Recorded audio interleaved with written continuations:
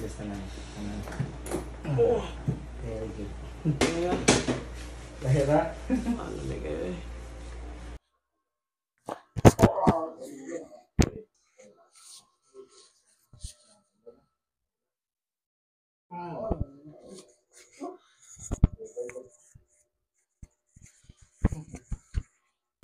Hi po, I'm Rolem, your therapist. This is Sir Hendrik.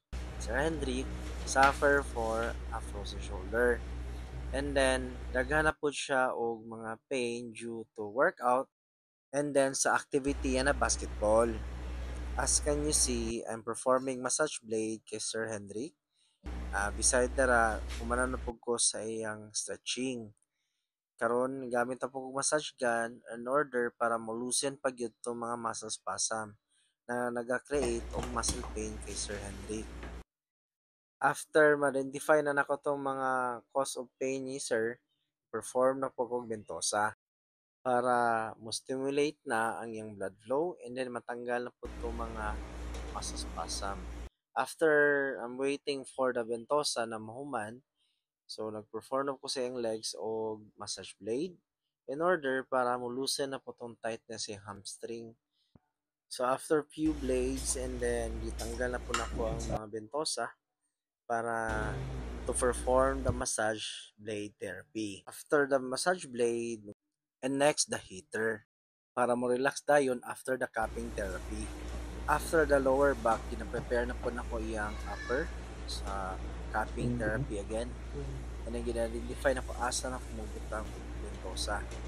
So heater pa at the same time in order mas dali na ko matanggal ang muscle spasm. So I'm starting again the cupping therapy. So I'm starting now the cupping therapy at upper part sa iyong back so that ma-relax na dyan siya. So at least na-appreciate na dyan Sir Hendrik ang therapy. Then na-feel na dyan niya na mas relax na siya compare before. So at least ginatanggal na ako hinay-hinay ang bentosa.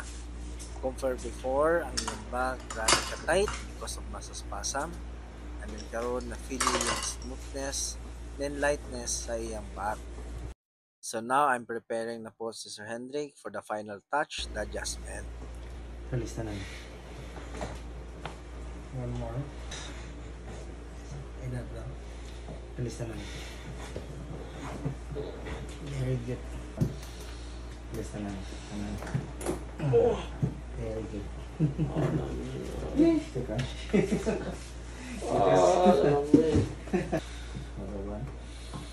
Release na. Ay, grabe eh. Lahira? Malamig eh. So now I'm starting to treat the arms because of the frozen shoulder through cupping. Sanan. Last. Release. Good.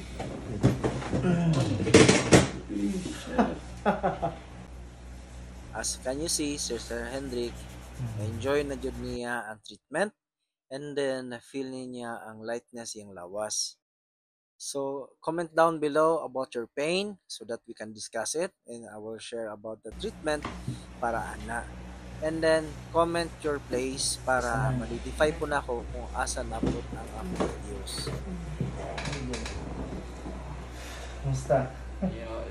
Gana kayo? Try to brace tong weak arm. Okay na? Ano yun? So, after the treatment, need niya po ng support ang iyang shoulder to avoid further damage. So, muna siyang muscle support na usual gina-apply na po sa mga injured.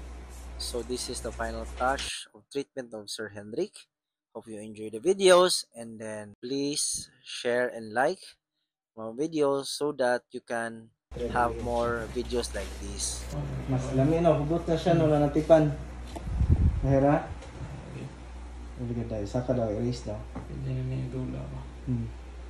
Thank you for watching. Okay na? Ingat. Okay. Bye. Okay, good.